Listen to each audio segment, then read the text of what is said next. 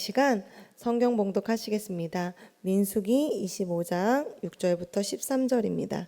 민수기 25장 6절부터 13절 함께 우리 천천히 봉독하시겠습니다. 이스라엘 자손의 온 회중이 회막문에서 울 때 이스라엘 자손 한 사람이 모세와 온 회중 눈앞에 미디안의 한 여인을 데리고 그의 형제에게로 온지라. 제사장 아론의 손자 엘르아살의 아들 비느하스가 보고 회중 가운데서 일어나 손에 창에 들고 그 이스라엘 남자를 따라 그의 막사에 들어가 이스라엘 남자와 그 여인의 배를 꿰뚫어서 두 사람을 죽이니 연병이 이스라엘 자손에게서 그쳤더라. 그 연병으로 죽은 자가 24,000명이더라. 야훼께서 모세에게 말씀하여 이르시되 제사장 아론의 손자 엘르아살의 아들 비느하스가 내 질투심으로 질투하여 이스라엘 자손 중에서 내 노를 돌이켜서 내 질투심으로 그들을 소멸하지 않게 하였도다. 그러므로 말하라. 내가 그에게 내 평화의 언약을 주리니 그와 그의 후손에게 영원한 제사장 직분의 언약이라. 그가 그의 하나님을 위하여 질투하여 이스라엘 자손에 속죄하였음이니라. 아멘. 오늘의 제목은 하나님과 비느하스의 연합입니다. 할렐루야. 오늘은 비느하스를 통로 삼아 주신 그 하나님의 이야기를 나누어 보려고 합니다. 본문 25장의 이야기는 이스라엘 백성들이 모압 여인들과 불륜을 행하여 이방신을 섬기다 하나님의 심판을 받는 내용입니다. 이스라엘 사람들이 이제 가나안을 가다가 시딤에 도착을 합니다. 시딤, 요단강 동쪽의 11km 지점에 있는 이스라엘이 가나안을 정복하기 위해 요단강을 건너기 전에 바로 있었던 지역입니다. 바로 여호수아가 2명의 정탐꾼을 여리고로 보낸 곳이기도 합니다. 그곳, 바로 그 시딤에서 일이 일어납니다. 그곳에서 오늘 3절 본문 읽진 않았지만 이렇게 나와 있습니다. 백성이 모압 여자들과 음행하기를 시작되고 이스라엘 바알불에 가담했다. 그러니까 우상을 섬겼다. 그 바알의 우상들을 섬겼다. 그런 이야기입니다. 성적으로 문란했던 모압 여인들의 유혹에 넘어간 이스라엘 남자들. 그래서 더 나아가 모압 여인들이 행하는 그 바알 우상 숭배에 참여하며 즐기며 함께 춤추고 함께 그들과 놀아났다는 것입니다. 그래서 하나님께서 크게 진노했다는 것을 25장에 기록되어 있습니다. 이스라엘 백성들은 모세를 통하여서 십계명 10개를 받습니다. 그 중에 첫 번째 십계명, 우리가 너무나도 잘 알고 있죠. 무엇입니까? 나 외에 다른 신을 두지 말라입니다. 그런데 이스라엘 백성이 시딤에 도착하자마자 하나님이 주신 가장 큰 계명, 첫 번째 계명을 어긴 것이죠. 그래서 하나님께서 그 진노의 그 크기가 엄청났다는 것을, 그 심판이 어마어마했다는 것을 25장을 통해서 말씀하고 계신 것입니다. 그래서 본문 4절에 보면 수령들을 잡아 태양을 향하여 여호와 앞에 목을 매달라라고 써 있습니다. 수령들은 우두머리나 리더들을 말하고 있는 것입니다. 그들을 대낮에 리더들을 싹 다 잡아서 목을 매라는 것입니다. 얼마나 무섭습니까? 하나님이 그 정도로 진노했다는 것입니다.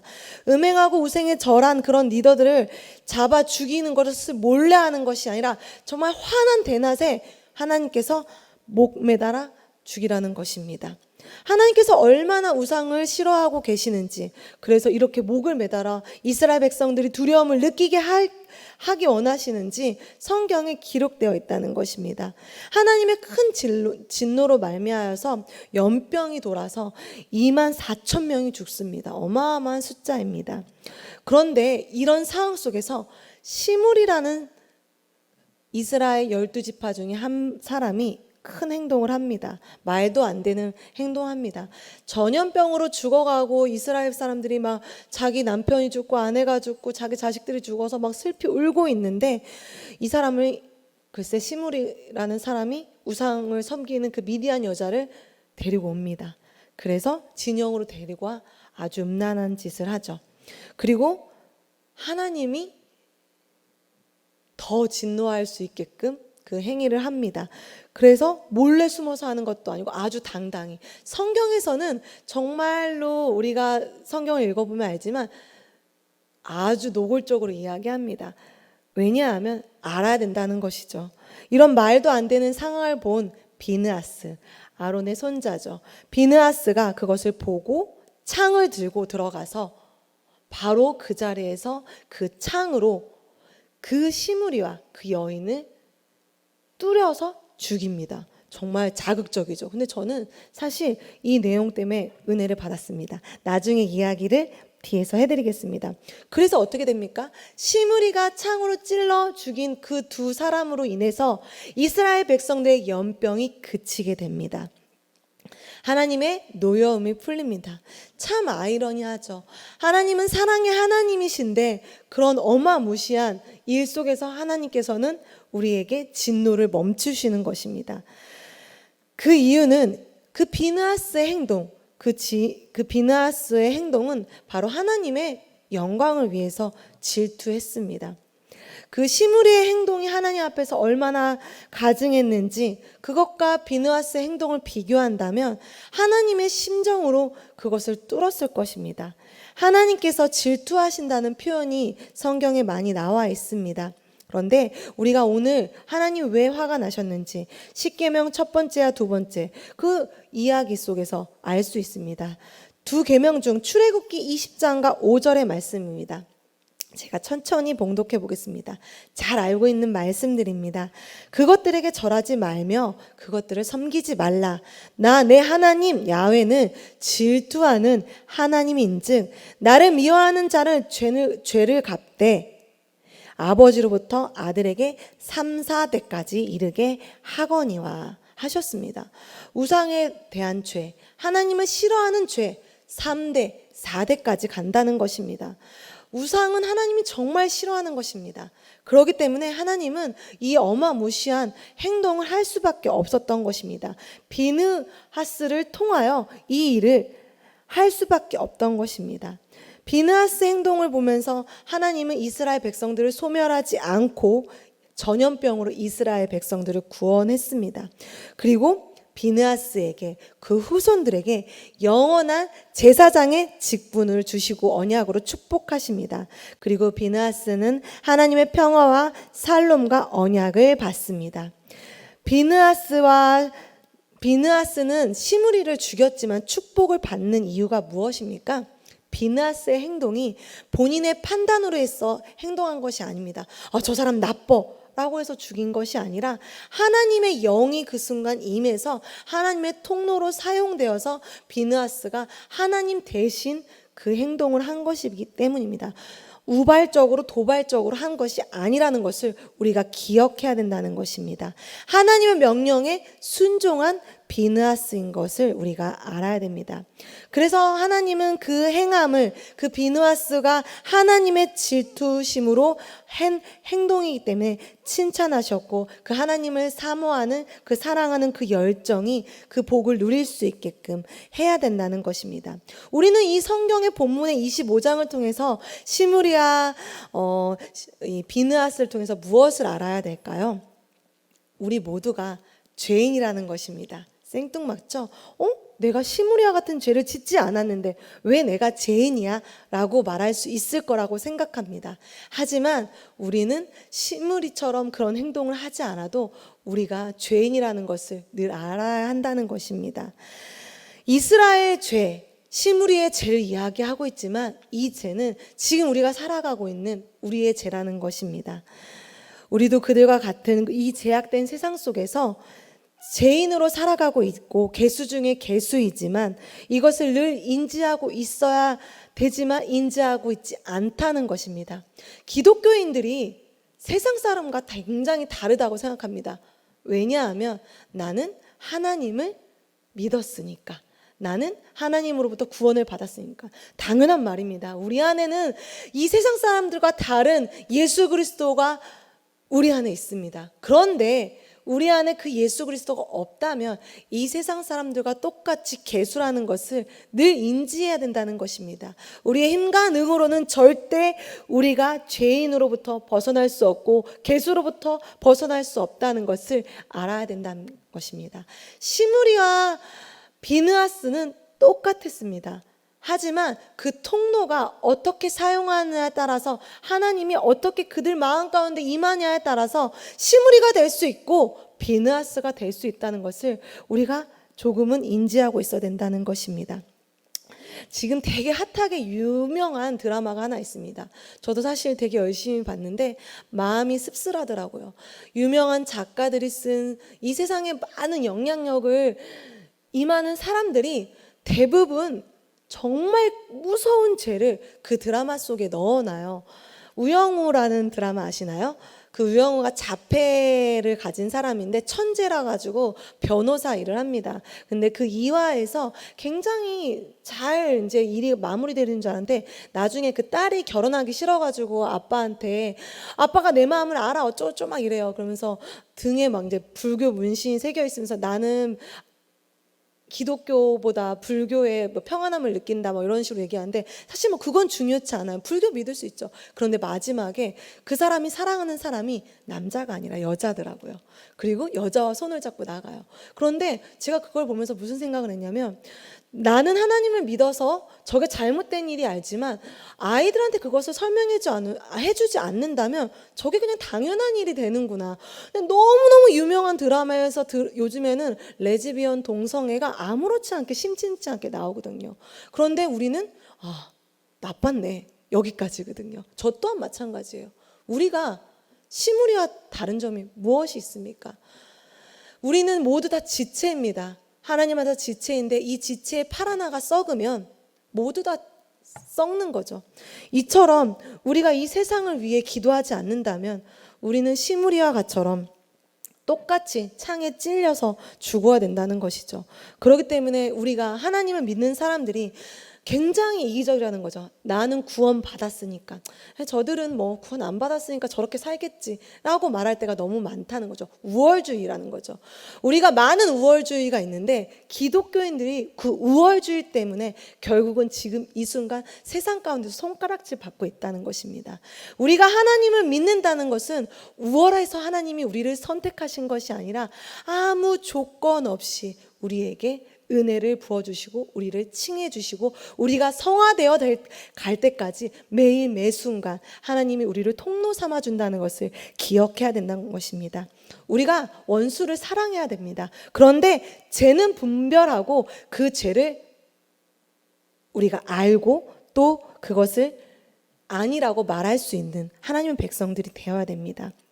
우리의 기복신앙, 세속주의, 우리가 마음대로 그동안 누려왔던 신앙의 색깔대로 하나님을 믿으면 이제는 안 된다는 거죠. 왜냐하면 우리가 이제는 기독교가 한국에서 100년이 넘었습니다. 100년이 넘지 않았을 때, 저도 어렸을 때는 그냥 하나님만 믿으면 잘 될 수 있어. 아닙니다. 하나님 믿는다고 가난해서 벗어날 수 있는 것이 아니고, 하나님 믿는다고 잘 먹고 잘 사는 것이 아니고, 하나님 믿는다고 내 자녀가 잘 되지 않을 수 있다는 것입니다. 그런데 하나님은 좋은 분이시고 좋으시고 우리에게 모든 것을 주실 수 있는 분이지만 그렇게 허락하시지 않는 하나님의 백성도 있다는 것을 기억해야 된다는 것입니다. 저 또한 이 말을 고백할 수 있었던 것은 제 삶 속에서 하나님 안에서 그리 잘 됐던 적이 없었던 것 같습니다. 항상 가난했고 항상 어려웠고 항상 아팠던 것 같습니다. 그런데 그 가정에 전 가장 은혜였고 그때 하나님을 가장 많이 만났고 그때 살아계신 하나님의 임재를 느낄 수 있었습니다. 하지만 지금은 그때가 있었기 때문에 지금이 조금은 제가 이렇게 누린다는 것이 쉬운 일이 아니구나라는 생각을 해보게 됩니다. 우리가 지금도 우리가 알게 모르게 많은 유혹 속에 죄에 빠져 있다는 것이 우리가 기억해야 되는 것입니다. 그런데 하나님께서 이런 말씀들을 25장의 말씀들을 사실 기록해 놓은 것은 시므리가 그랬다, 이스라엘 백성들이 그랬다라는 것을 말해주고 싶은 것이 아닙니다. 그들이 그랬는데 나에게 완전한 해결이 있다. 걱정하지 말아라. 그런데 늘 깨어있어라. 너네가 시므리아처럼 이스라엘 백성처럼 어느 곳에 갔을 때, 환경이 좋은 곳에 갔을 때 우상에게 빠질 수 있고 유혹에 빠질 수 있고, 그런데 예수 그리스도의 그 해결책을 내가 허락해놨다라는 것이죠. 비느하스를 통로로 사용했지만 하나님께서는 그보다 더 큰 개입을 하십니다. 그것은 비느하스가 하나님의 영으로 이 모든 것을 감당했지만 결국은 하나님은 언제나 현재 진행형으로 그 뒤가 있습니다. 영원한 제사장인 우리가 잘 알고 있는 예수 그리스도를 보내시죠. 비느하스가 그 창으로 그 사람들을 찔렀지만 결국은 어떻게 돼요? 우리 예수님께서 십자가에 달리셔서 그 영원한 구원을 허락하시기 위해 우리 죄 때문에 예수님이 창에 찔리시죠. 그 맥락과 이 맥락이 다르지 않다는 것이요. 이사야 53장 5절에 보면 너무나도 우리가 잘 알고 있는 것입니다. 그가 찔림은 우리의 허물 때문이요 그가 상함은 우리의 죄악 때문이라. 그가 징계를 받음으로 우리는 평화를 누리고 그가 채찍에 맞음으로 우리는 나음을 받았도다. 비느하스가 그 시므리와 그 음란한 여인을 찔렀을 때 하나님께서 너에게 평강의 복을 주겠다, 평화의 복을 주겠다 라고 했을 땐 그 순간, 그 잠시, 그 해, 그 시대에 멈춘 그 전염병이었지만 예수 그리스도께서 오셔서 그 예수 그리스도께서 찔리심으로 말미암아 평생 우리의 허물을 덮어주셨고 우리의 죄악을 해결해 주셨고 우리에게 평생의 평화와 평안을 주셨다는 것을 우리가 기억해야 된다는 것입니다. 그러므로 우리가 죄인이지만 우리가 우월감이 아닌 은혜로 자유함으로 세상 사람들에게 왜 복음을 전해야 되는지, 왜 그들에게 복음이 전해지지 않을 때 예수 안 믿으면 지옥 가, 이게 아니라 그럴 수 있어, 아직은 하나님을 만나지 못했으니까 나도 그때는 그랬어 라고 말해줄 수 있는 여유로움이 있어야 된다는 것입니다. 우리가 무작정 예수 믿으면 잘 돼, 예수 믿으면 병 나, 이게 아니라 예수님 믿으면 좋은 게 있는데 그냥 내가 기도해 줄게 라고 온화함으로 조금 더 고차원적으로 우리가 예수님을 전할 수 있는 우리 모두가 되기를 소망합니다. 하나님은 우리에게 영원한 것을 주시기 위해 이 땅 가운데 십자가에 달려 돌아가셨습니다. 우리 신앙은 계속해서 지속적으로 자라나는 것입니다. 하나님은 우리를 통해 지금도 역사하고 계시고 지속적으로 일하고 계십니다. 우리가 한 해 한 해 하루하루가 지나갈수록 지속적으로 깊이 있게 하나님을 묵상해야 됩니다. 이스라엘의 죄, 비느하스의 행함, 시므리의 죄악, 그 모든 기록을 성경에 기록해 놓은 것은 영원한 구원의 계획이라는 것을 기억하며 또한 우리가 이 말씀을 한번 나누기 원합니다. 에베소서 4장 13절인데요. 제가 천천히 읽어보겠습니다. 우리가 다 하나님의 아들을 믿는 것과 아는 일에 하나가 되어 온전한 사람을 이루어 그리스도의 장성한 분량이 충만한 데까지 이르리니. 우리가 하나님의 아들을 믿고 있습니다. 그런데 아는 일, 하나님을 아는 일에 우리가 모두 하나가 되어야 된다는 것입니다. 그것이 하나님이 교회에 원하는 일이고 그 교회가 바로 우리이고 우리가 그 하나님을 아는 그 일에 힘쓰기를 원하시고 있는 것입니다. 그래서 온전한 사람으로 이루어, 온전하다는 것은 성령의 9가지 열매를 맺어가는 것이죠. 우리가 하나님을 믿다 보면 분명히 열매가 맺힙니다. 더딜지라도 분명히 그 열매는 맺힙니다. 열매가 맺지 않는다는 것은 하나님의 역사가 아니라는 것을 우리가 기억해야 된다는 것입니다. 그러므로 그렇게 장성한 분량에 이르러 충만한 데까지 이르니라.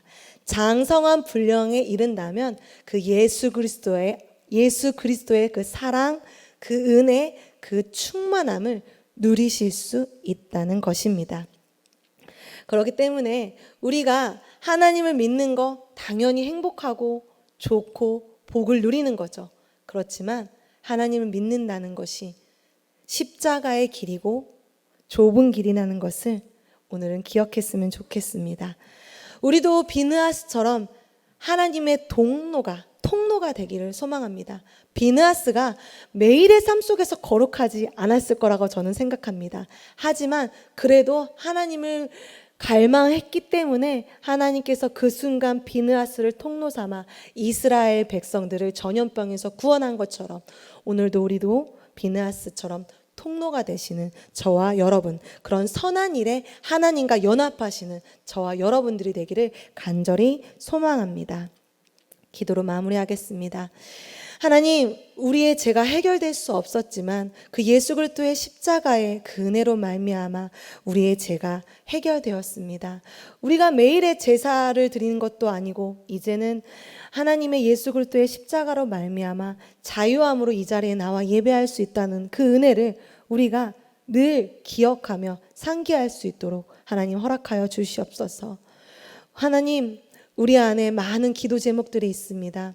물질의 어려움, 사랑관계의 어려움, 환경의 어려움, 자녀에 대한 어려움, 또한 남편에 대한 어려움, 부인에 대한 어려움, 부부관계의 힘듦, 또 육체의 어려움, 수많은 어려움들 주께서 아십니다.